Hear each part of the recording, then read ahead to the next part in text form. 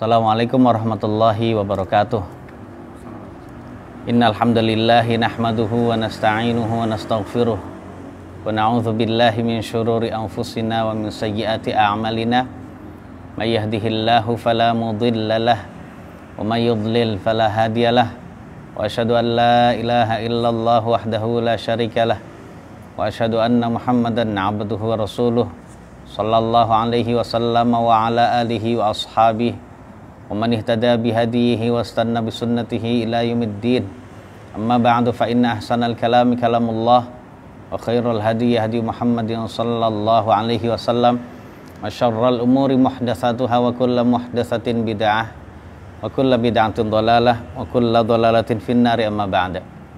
Ma'asyiral muslimin wal muslimat, jamaah kaum muslimin dan muslimat yang berada di Masjid Baitur Rahim dan juga dimanapun antum berada, azanillah wa iyyakum, semoga Allah memberikan kemuliaan kepada ana dan juga pada antum semua. Puji dan syukur kehadirat Allah. Mari sama-sama kita perbaharui rasa syukur kita kepada Allah Subhanahu wa taala. Kita bersyukur lagi dan lagi karena kenikmatan yang Allah berikan pada kita juga tidak terputus-putus. Tentu saja nikmat Allah tidak putus-putus, menuntut kita untuk bersyukur pada Allah yang tidak putus-putus pula. Karena jamaah sekalian, memang Allah menciptakan nikmat kepada kita atau untuk kita dalam rangka agar kita beribadah pada Allah. Ketika kita sebagai hamba Allah tahu diri, kita diberi nikmat oleh Allah banyak dan bisa mengetahui tujuan kita hidup di dunia itu beribadah, itulah yang disebut bersyukur pada Allah. Tidak kita gunakan untuk berbuat maksiat kepada Allah Subhanahu wa taala. Dan sebagai bentuk untuk menyempurnakan rasa syukur kita pada Allah adalah kita terus semangat untuk talabul ilmi, jamaah sekalian. Agar Allah benar-benar menyempurnakan rasa syukur kita pada Allah. Sebab kesyukuran itu hanya bisa sempurna dengan ibadah pada Allah. Dan ibadah juga akan sempurna dengan talabul ilmi, jamaah sekalian.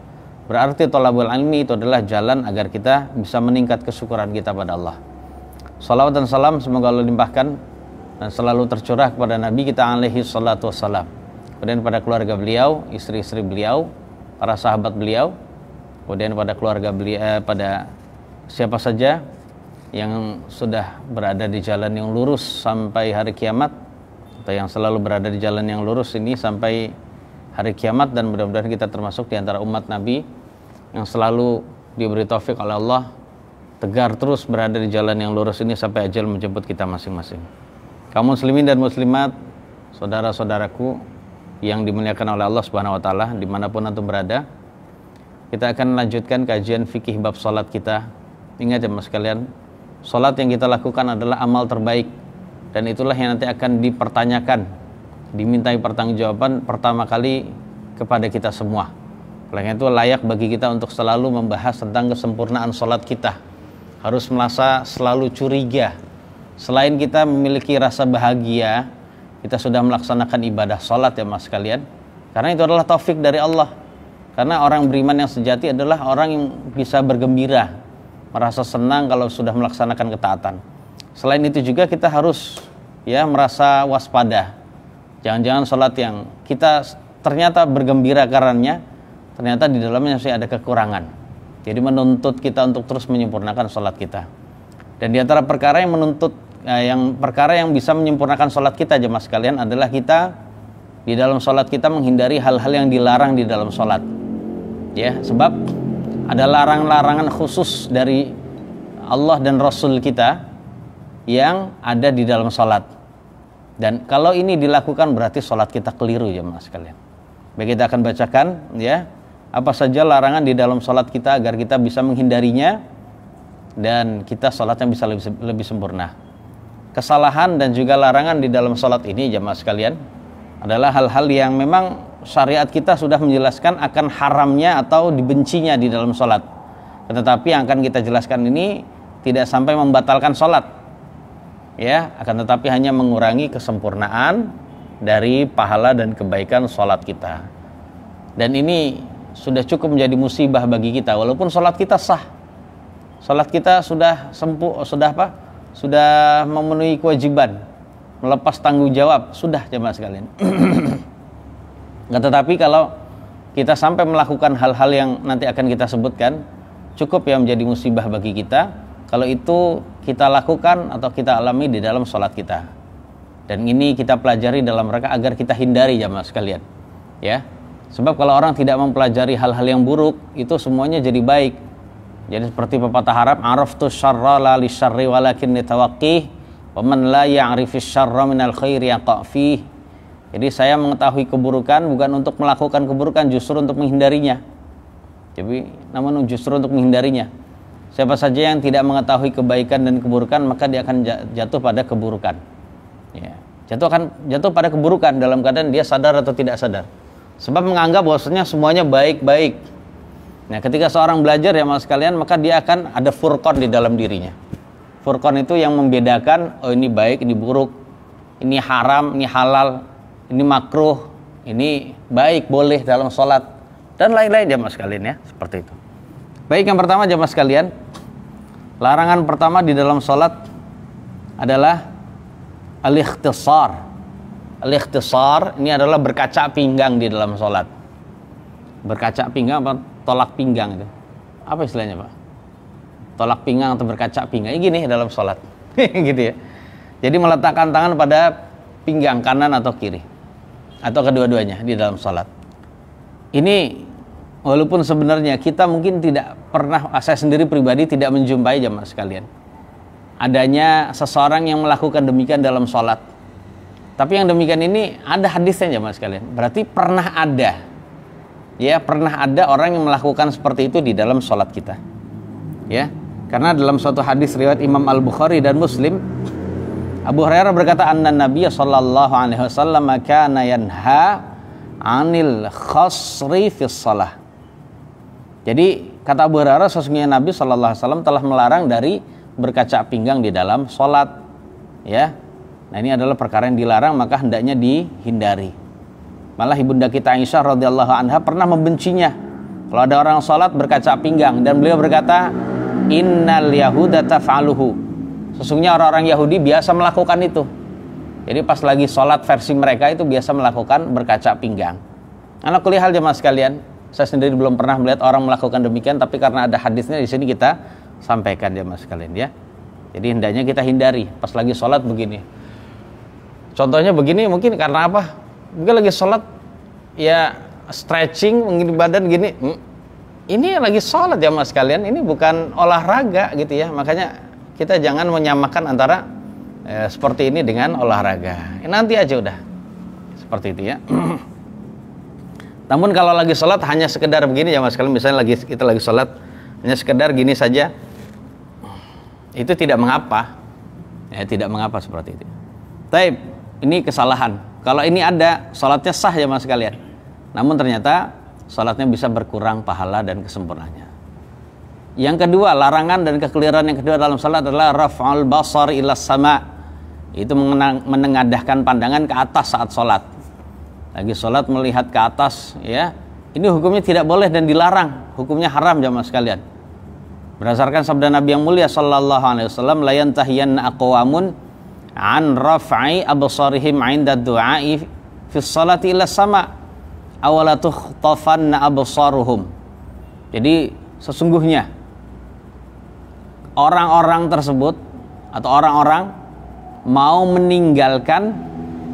menengadahkan pandangan mereka saat berdoa di dalam sholat ke atas, atau kalau tidak pandangan mereka itu akan disambar sehingga mereka menjadi buta. Pilih mana coba? Mau tetap seperti itu atau mereka tinggalkan? Ya, kalau mereka tetap seperti itu maka pandangan mereka akan disambar sehingga mereka jadi buta. Ya. Kalau tidak ingin jadi buta, ya sudah tinggalkan itu.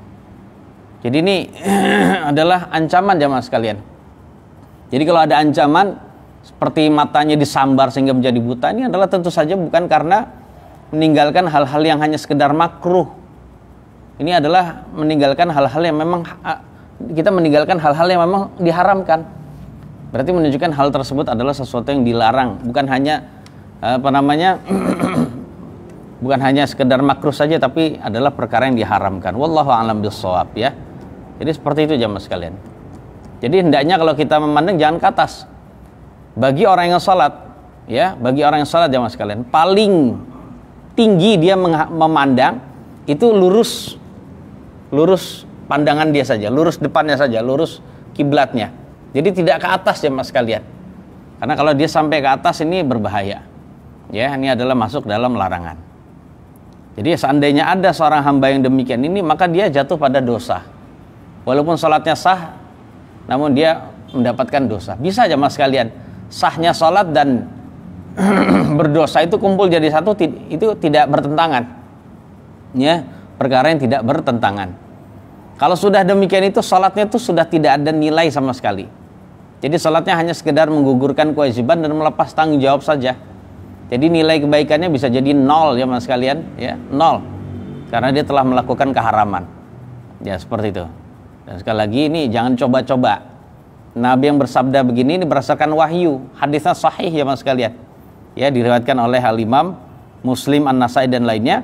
Maka kita jangan coba-coba. Mata saya sehat, saya selalu makan makanan yang bergizi, minuman yang bergizi. Saya tidak pernah saya nggak pakai kacamata juga lagi. Pakai HP selalu jauh gitu ngeliat HP atau jarang lihat HP. Masa cuma ngelendang gini buta? Nggak mungkin, mustahil. Ya, Anda jangan begitu. Jangan coba-coba demikian. Seandainya Anda kalau sudah tahu dalil, jemaah sekalian, kita coba-coba begitu, ya hukuman ini bisa Allah berikan di dunia dengan Anda langsung disambar, matanya langsung buta, atau bisa jadi nanti di akhirat. Dan di akhirat itu lebih berat, makanya hati-hati. Allah akan mencatat ya perbuatan kita yang meremehkan seperti itu. Jangan sampai ada seperti peristiwa seorang ahli hadis menganggap tidak mungkin seseorang dijelmakan kepala dan tubuhnya menjadi keledai. Dia merasa tidak mungkin, akhirnya dia ya sudah mendahului imam. Kayaknya saya nggak mungkin bisa seperti itu. Akhirnya saya mendahului imam, ternyata kepalanya jadi keledai betul. Itu kisah ini ada dalam kitab Fathul Bari disampaikan oleh Al-Imam Ibnu Hajar Al-Asqalani itu ya. Beliau menjelaskan seperti ada sebagian dari kisah dari ahli hadis yang beliau dalam mengajar hadis itu ada pembatas. Jadi kayak gini ya, ada pembatas antara muridnya dengan dia. Muridnya hanya mendengarkan ucapannya saja. Nah, ada seorang muridnya yang sudah lama bermulazamah dengan gurunya itu belajar hadis, namun tidak pernah melihat gurunya itu gimana orang yang sudah berjasa pada saya. Penasaran, heran gitu ya. Pengen lihat gurunya itu gimana gitu ya. Akhirnya dibuka tabir antara dia dan gurunya. Saat itu muridnya langsung kaget. Gitu Pak. Dan gurunya berkata, "Wahai anakku, jangan kamu sekali-kali mendahului imam dalam sholat. Sebab dulu saya setelah tahu hadis itu, hadis tentang larangan itu, larangan mendahului imam dan akan diancam menjadi kepalanya atau tubuhnya jadi keledai, saya menganggap itu tidak mungkin. Ya akhirnya saya melanggar larangan itu. Kemudian Allah jelmakan saya seperti ini jemaah sekalian. Dan ini adalah bagi Allah kuasa jemaah sekalian. Innallaha ala kulli syai'in qadir. Apalagi dalam suatu hadis riwayat ya, siksaan orang akhir zaman itu bisa macam-macam. Makanya kita harus hati-hati. Taib, yang ketiga, kekeliruan yang ketiga jemaah sekalian.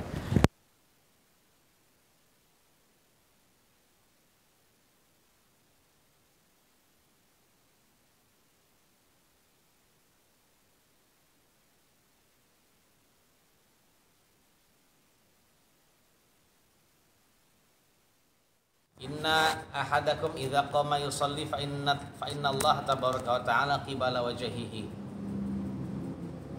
Sesungguhnya salah satu kalian ketika dia berdiri salat, maka sesungguhnya Allah tabaraka wa ta'ala berada di hadapan wajahnya. Berarti Allah terkadang mendekat kepada sebagian hambanya sesuai dengan cara yang dikehendaki. Pokoknya mendekat. Tapi kita jangan tanya gimana caranya Allah mendekat, jangan. Pokoknya kita yakin Allah mendekat sampai berada di depan hamba dengan cara yang Allah kehendaki. Dan bagi Allah sangat mudah. Allah tetap berada di atas arsy. Kemudian saat itu juga Allah mendekat. Bisa aja mas kalian. Karena alam semesta jagat raya bagi Allah itu hanya setitik. Hanya setitik. Jadi alam semesta jagat raya itu dengan langit yang begitu banyak, dengan apa istilahnya kalau ini Pak, galaksi yang begitu banyak, itu cuma setitik bagi Allah. Sehingga dalam satu masa Allah bisa mendekat, Allah turun dalam keadaan arsy tidak ditinggal, itu sangat bisa dengan cara yang Allah kehendaki. Itu kalau kita kembalikan hakikatnya kepada Allah, selesai. Tapi kalau kita mengembalikan perilaku seperti itu seperti makhluk, kita akan mengingkari. Kalau Allah turun, kapan naiknya? Nah gitu ya. Kalau Allah turun, kapan naiknya? Sebab kalau Allah turun di sepertiga malam yang akhir, Allah maka bumi itu kan perputaran rotasi. Allah nggak naik-naik dong gitu. Ini dungu karena menyamakan ya, menyamakan perilaku atau fi'ilnya Allah, perbuatan Allah seperti perbuatan makhluk. Jadi kita yakini Allah turun tapi tidak seperti turunnya makhluk, selesai Pak. Hakikatnya udah gak usah dibayangin macam-macam. Dan lain-lain ya Mas kalian. Itulah kalau orang yang semuanya itu disamakan dengan akal. Akhirnya meniadakan turun itu. Yang turun adalah rahmatnya Allah. Jadi maksudnya Allah turun itu adalah bukan Allah yang turun tapi rahmatnya Allah yang turun. Maka kita jawab lagi, loh kalau Allah turun rahmatnya seperti malam yang akhir, berarti selain itu nggak turun dong rahmatnya. Bingung lagi dia. Na'udzubillah. Jadi yang paling enak itu adalah akidah salaf.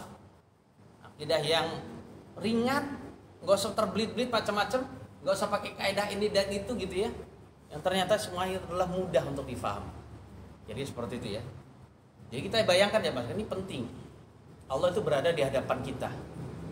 Berarti kalau pas lagi sholat, kita persiapan tuh, imam lagi ngelurusin barisan, kita persiapan saya ini akan sholat apa.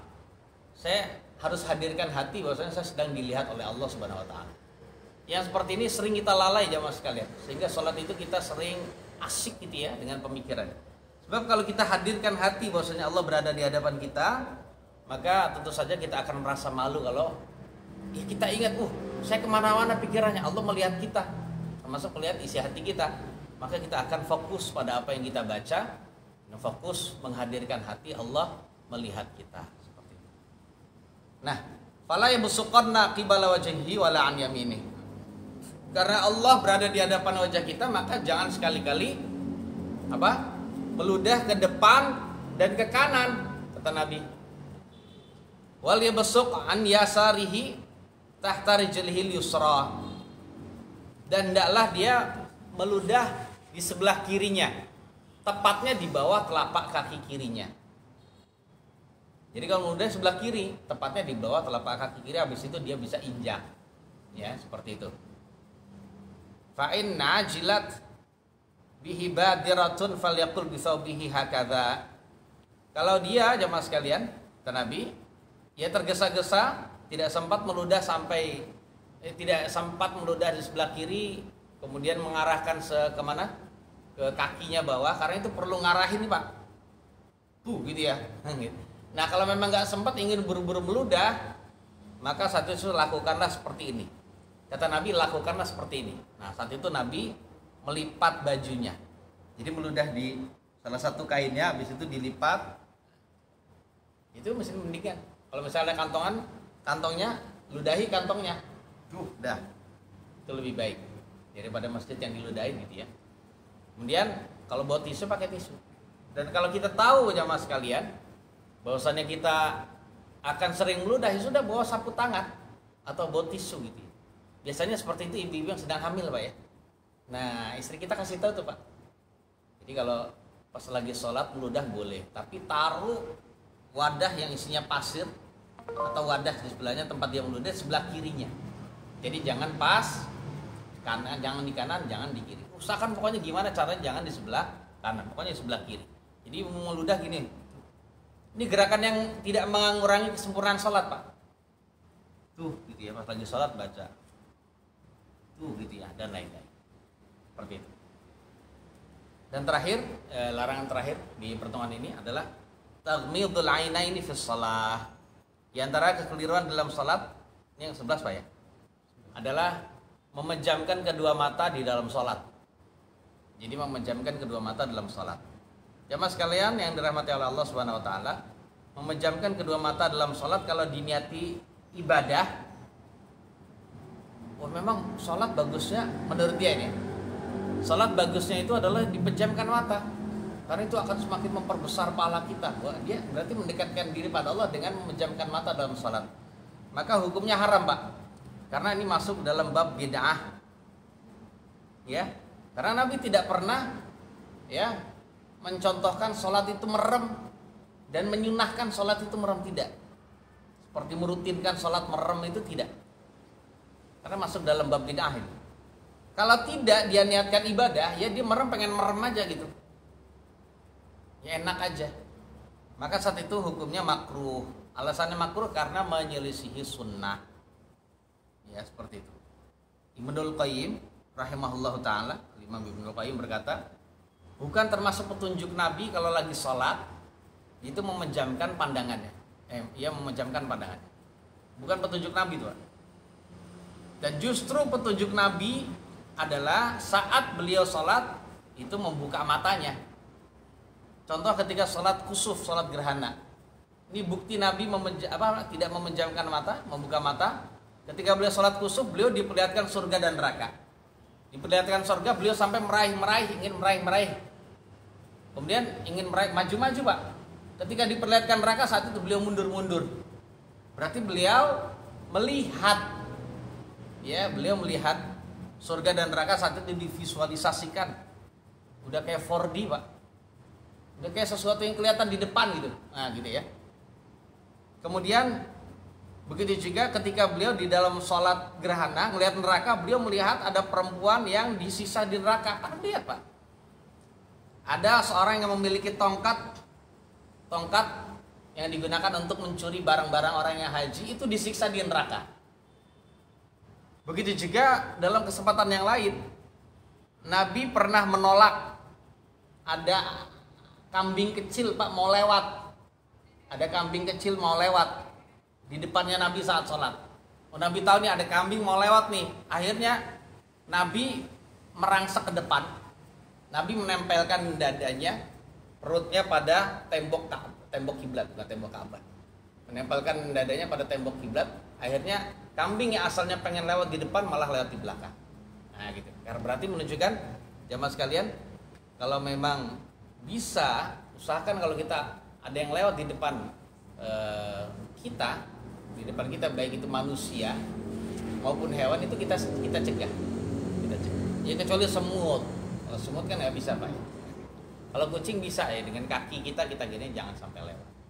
Itu kalau kita sholat sendirian atau sholat jadi imam.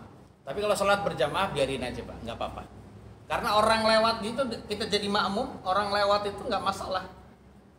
Apalagi kucing lewat nggak masalah. Tapi kalau imam melewati imam jangan sampai membiarkan kucing lewat. Nah, kalau kucing, karena adat kita ini kucing. Kalau di zaman Nabi yang lewat bukan kucing, tapi embek gitu ya. Tiba-tiba kambing robos terus gitu ya. Nah seperti itu aja mas sekalian. Intinya adalah berarti menunjukkan ketika Nabi itu biasa membuka mata dalam salat, berarti kebalikannya itu adalah menyelisihi sunnah. Nah, demikian Allah a'lam. Namun pertanyaannya gini, bagaimana kalau ada seseorang salatnya merem dikarenakan dia takut, dia lalai melihat hal-hal yang ada di dalam masjid yang melalaikan gitu ya, maka jawabannya tidak mengapa kalau seperti itu. Jadi hukum asalnya justru sunnahnya tidak memejamkan mata. Tapi kalau memang ada hajat untuk menutup mata untuk bisa mendapatkan ruhnya sholat, bahkan itu bisa afdol katanya. Wallahu a'lam. Baik, insya Allah kita akan melanjutkan di pertemuan yang akan datang dengan kekeliruan sholat yang lain. Ingat jemaah sekalian, kekeliruan ini tidak sampai membatalkan sholat, tapi hanya mengurangi kesempurnaan dan kebaikan sholat. Wallahu a'lam bishawab. Silakan di antara jemaah sekalian ada yang mau bertanya di masjid atau di online, silakan. Allah alam. Silakan Pak. Menutup mulut itu dengan tangan kanan atau tangan kiri? Baik. Tadi kita mengetahui bahwasanya sunnahnya kalau kita nguap pertama ditahan dulu Pak kalau bisa. Kalau tidak bisa ditahan dengan tangan. Nah nutupnya dengan tangan kanan atau tangan kiri terserah. Nggak ada penjelasan. Yang penting antum kalau menutup dengan tangan kanan dan tangan kiri sudah dapat sunnah. Sudah melaksanakan perintah dari Nabi yang mulia sallallahu alaihi wasallam. Wallahu a'lam. Silakan ada lagi. Kalau menjalin jari setelah sholat ada, kalau nggak salah ada hadis. Baik, menjalin jari-jari setelah sholat itu ada memang hadisnya menunjukkan beliau Shallallahu Alaihi Wasallam itu pernah melakukannya. Ya berarti menunjukkan boleh ya mas sekalian, menunjukkan boleh. Jadi intinya menjalin jari-jari, contohnya kita lagi zikir begini itu tidak mengapa. Menjalin jari tasbih ini, karena Nabi setelah habis sholat itu pernah ya habis sholat beliau menuju satu tempat di masjid, beliau sambil mikir sesuatu, beliau sambil begini, beliau sambil bertasbih. Nah, sebagian ulama menyimpulkan yang dilarang itu adalah di dalam sholat atau dalam kondisi sebelum sholat, yang hukumnya seperti di dalam sholat. Tapi kalau sudah selesai sholat tidak mengapa. Wallahu a'lam bishawab. Nah itu yang seperti itu. Silakan. Apa bedanya dilewatin anak kecil laki dan anak kecil perempuan? Jadi sama saja Pak. Apabila kita sholat dilewati anak kecil, laki-laki dan perempuan, intinya kedua-duanya itu harus kita cegah. Kita cegah sebisa mungkin Pak. Nah, pendapat yang saya pilih, adapun anak laki-laki dan perempuan itu sama-sama harus kita cegah. Sebab kalau keduanya tidak kita cegah, baik laki-laki maupun perempuan, itu bisa mengurangi kesempurnaan sholat kita, kekhusyuan kita bisa hilang. Makanya dalam suatu riwayat itu dijelaskan itu bisa memutus sholat kita.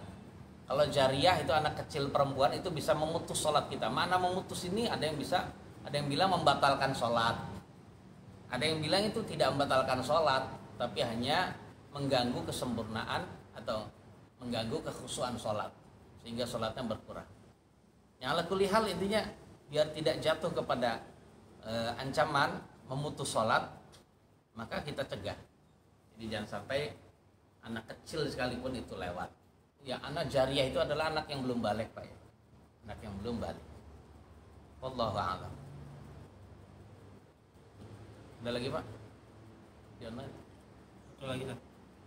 Waktu pernah lihat jamaah sholat seperti ini. Mungkin di garuk-garuk ada semut atau apa, hukumnya gimana? Jadi melihat apa yang kira-kira ada yang mengganggu di lehernya. Oh baik itu. Jadi kalau ada seseorang yang lagi sholat, dia menggaruk-garuk, kemudian mengambil sesuatu yang dikiranya mengganggu dia, terus kemudian dia melihatnya, hukumnya gimana? Hukumnya tidak mengapa, boleh-boleh saja, karena itu ada hajat. Artinya gini maksudnya, ketika dia bisa jadi niat dia adalah jangan sampai membunuh, jadi ngambil yang mengganggu, tapi tidak sampai membunuhnya. Karena bisa jadi mengganggu itu adalah semut yang hanya menggigit sedikit, tapi dia tidak ingin membunuhnya. Dia lihat, wah semutnya nggak mati, ya sudah dibuang saja. Ya boleh-boleh saja intinya seperti itu, tidak mengapa. Ini adalah perbuatan sholat yang memang karena ada hajat, ya kita boleh melakukan ini, dan itu tidak sampai mengurangi kesempurnaan sholat. Kecuali kalau dengan gerakan begini justru kita pikirannya teralihkan juga. Memang itulah pentingnya kalau memang kita bisa usahakan nggak gerak itu lebih baik.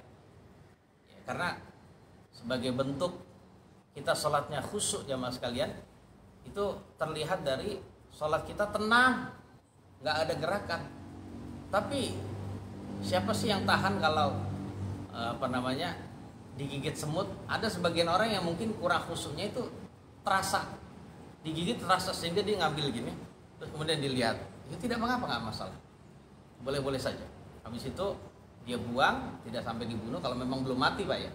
Habis itu dia kembali lagi di dalam sholat secara lahir dan batin. Namun bagi ulama dulu Pak, seperti Al-Imamul Bukhari, itu pernah pas lagi sholat tuh saking khusyuknya disengat kalajengking, nggak terasa itu. Baru terasa ketika kapan? Selesai sholat. Dan insya Allah nanti kita akan jelaskan tentang kekhusyuan dalam sholat ya. Fikih khusyuk itu memang penting dalam sholat agar kita sholatnya benar-benar khusyuk. Yang selama ini kita hanya sifat sholatnya saja secara lahiriah gitu ya. Namun ternyata yang demikian ini tentang masalah kekhusyuan kita jarang dibahas. Ini penting sekali. Syukur-syukur bisa ada jemaah yang lain Pak. Bisa ini. Karena masalah khusyuk ini banyak yang tidak tahu Pak. Ketika tidak tahu, gimana bisa khusyuk coba? Ya Pak, definisinya aja nggak tahu. Nah, gimana bisa khusyuk? Yang sudah punya teori saja bisa khusyuk, itu sering nggak khusyuk. Susah, karena memang khusyuk ini pembelajaran seumur hidup gitu ya. Yang sudah tahu teorinya saja, ini harus belajar Pak. Terkadang juga dibawa pergi oleh setan. Dan asik juga. Baru ingat, oh ya saya dalam sholat, dilihat sama Allah, balikin lagi tuh. Tapi setan sering membuat lalai. Sehingga ketika dibawa pergi oleh setan, hati kita kayaknya asik juga mikirin yang lain gitu. Allah alam bisawab, ini penting ya. Yang penting kita punya ilmu dulu Pak. Setelah kita punya ilmu tentang kekhusyuan, kita nanti praktekkan. Prakteknya itu seumur hidup. Silakan lagi.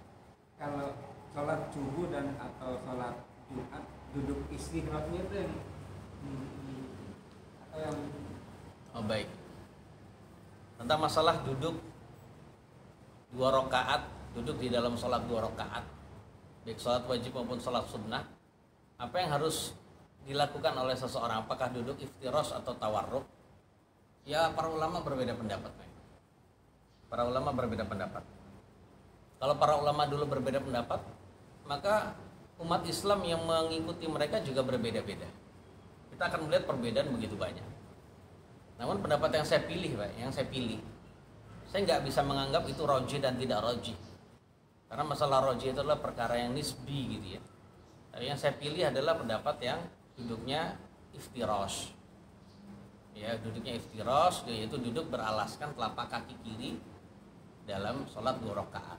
Pokoknya setiap sholat yang rakaat yang tasahudnya 1 kali saja, baik dalam sholat sunnah maupun sholat wajib gitu ya, maka itu adalah duduknya iftirosh berdasarkan hadis Aisyah riwayat Imam Muslim gitu ya. Jadi Nabi kata Aisyah radhiyallahu anha itu duduk di setiap 2 rakaat duduknya iftirosh. Setiap duduk 2 rakaat iftirosh. Nah, seperti itu.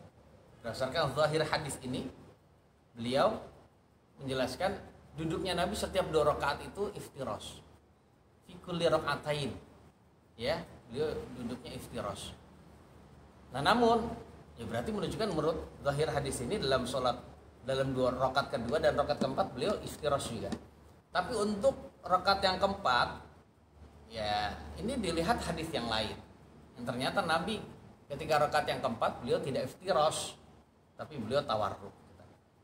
Ala kulli hal jemaah sekalian adalah mazhab Hambali, tetapi mazhab Asy-Syafi'i di negeri kita itu mengatakan bahwasanya setiap duduk yang seseorang itu salam, maka ya duduknya tawarruk, baik yang 2 rakaat atau lebih gitu ya, duduknya tawarruk.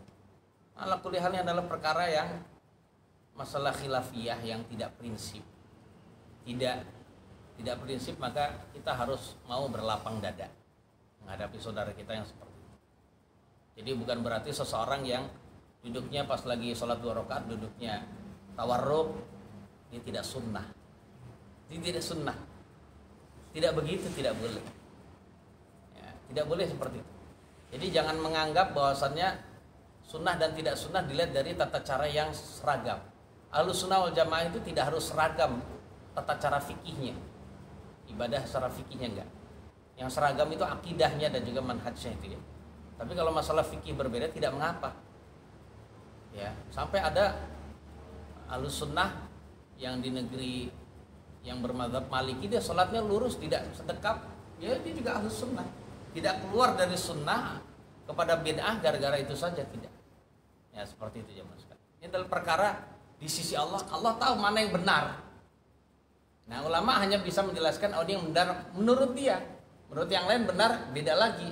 Ya sudah, di sisi Allah yang benar dapat pahala, ini perkara yang benar dapat pahala 2, yang salah dapat 1. Nggak ada yang keliru Pak.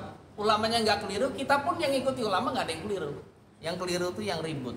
Nah gitu Pak. Yang keliru yang ribut, yang vonis orang macam-macam, ya, melebeli orang yang macam-macam, ini adalah yang salah. Allah alam bisawab. jarinya gimana? Jarinya Pak. Oh, adapun jarinya, jari-jari telapak kaki kiri itu adalah menghadap ke kiblat semua Pak. Untuk duduk yang tawarruk dan iftirosh. Nah seperti itu. Jadi telapak kakinya, telapak kaki kanan itu ditegakkan dan jari-jarinya 5-5-nya menghadap ke arah kiblat. Ini sunnahnya. Jadi jari-jari telapak kaki kanan itu dihadapkan ke arah kiblat. Ini usahakan seperti itu. Bisa Pak. Ada alasan dia bilang, waduh kaki saya sakit. Ya itu karena nggak terbiasa saja. Ingat ya mas kalian, ada orang yang melakukan sesuatu bukan ibadah itu aja bisa. Pendekar taekwondo split itu bisa Pak. Pendekar taekwondo split itu bisa. Walaupun awalnya sakit gitu, aduh gitu ya. Tapi lama-lama bisa split ke samping, split ke depan, kanan kiri gitu. Bisa juga Pak. Padahal bukan ibadah itu Pak. Loh kita menegakkan telapak kaki kanan dan mengarahkan jari-jarinya ke kiblat, itu ibadah semua. Itu ibadah, hendaknya kita bisa. Kalau alasan kita sakit berarti saat itu kita tidak terbiasa. Sekarang gini aja, mau atau tidak mau melaksanakan sunnah Nabi kita. Nah, kalau mau harus diusahakan. Awalnya sakit tapi insya Allah kalau diusahakan bisa. Allahu a'lam bishawab. Kecuali kalau memang sakit betul Pak, ya dia sudah biasa melaksanakan sunnahnya seperti itu. Tapi kalau sakit ya sudah nggak apa. Tetap sempurna bagi dia kan. Wallahu a'lam bishawab. Cukup? Satu lagi silakan. Tata cara pengambilan mazhab kalau yang berhubungan fikih gimana? Apa salah satu kita ambil mazhab tertentu terus kita teruskan sampai sejauh apapun, atau kita boleh selang-selingi dengan mazhab lain? Jadi tata cara mengambil mazhab caranya bagaimana? Kalau bagi orang awam yang tidak mengerti tentang mana yang roji, mana yang tidak roji, ya boleh dia mengikuti mazhab yang berlaku di negerinya Pak, nggak masalah. Sehingga dia mengikuti mazhab Asy-Syafi'i. Tapi usahakan akidahnya tetap akidah yang salah, karena Imam Asy-Syafi'i dan juga ulama yang langsung berguru dengan beliau seperti Imam Al-Muzani dan lainnya itu akidahnya akidah salah gitu ya.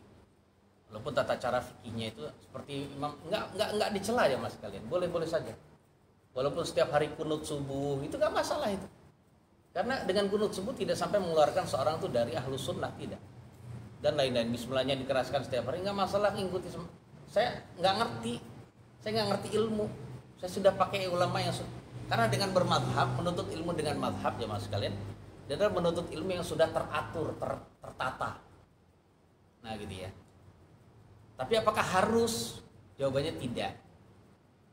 Ya seorang terkadang mengikuti madhab fikih dari Asy-Syafi'i. Boleh dia, karena semakin banyak ngaji semakin dia bisa menelaah dalil.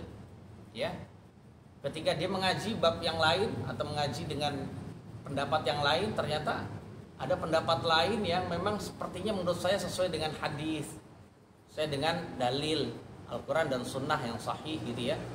Ya udah saya tinggalkan mazhab Asy-Syafi'i juga tidak mengapa, silakan. Sehingga dalam kondisi ini sholat contohnya di mazhabnya Asy-Syafi'i, kemudian kalau dalam perkara yang lain dia mazhabnya yang lain, silakannya kalau bisa. Kalau tidak bisa silakan Anda Asy-Syafi'i terus, nggak masalah, nggak dicela Pak. Yang demikian itu tidak. Yang tercela itu adalah yang mengikuti umumnya orang, ya, yang ternyata ya, kalau di Indonesia mazhabnya Asy-Syafi'i, namun ternyata akidahnya Asy'ari. Kemudian termasuk yang tercela adalah apabila seseorang dia fanatik mazhab, dan dia mengatakan bahwasannya kalau tidak Asy-Syafi'i dia keliru. Termasuk juga fanatik mazhab adalah apabila seseorang diingatkan bahwasanya mazhab Asy-Syafi'i dalam hal ini kurang tepat karena ada dalil yang lebih tepat, dia tetap ngah di sini. Nah, ini adalah tidak baik. Tapi terkadang umumnya orang awam nggak ngerti gitu, ya sudah nggak apa-apa, Anda tetap Asy-Syafi'i saja terus sampai mati nggak masalah. Jadi demikian. Kalau memang nggak bisa, jangan disalahin ya mas kalian. Allahu a'lam bishawab. Tapi yang Syafi'i bener ya. Gitu. Ya, Allahu a'lam bishawab. Cukup ya. Insya Allah kita akan lanjutkan dalam pertemuan yang akan datang dengan kesalahan dan kekeliruan sholat sesi yang kedua. Semoga Allah memberikan tambahan faedah dan manfaat bagi Anda dan juga bagi antum semua. Ada kekurangannya, kata-kata yang tidak berkenan, mohon maaf yang sebesar-besarnya. Semoga Allah memberikan taufik pada kita untuk bisa menghindari larangan-larangan di dalam sholat ini, sehingga Allah bisa menyempurnakan sholat kita. Kita tutup, subhanakallahumma bihamdik, asyhadu an la ilaha illa anta astaghfiruka wa atubu ilaik. Assalamualaikum warahmatullahi wabarakatuh.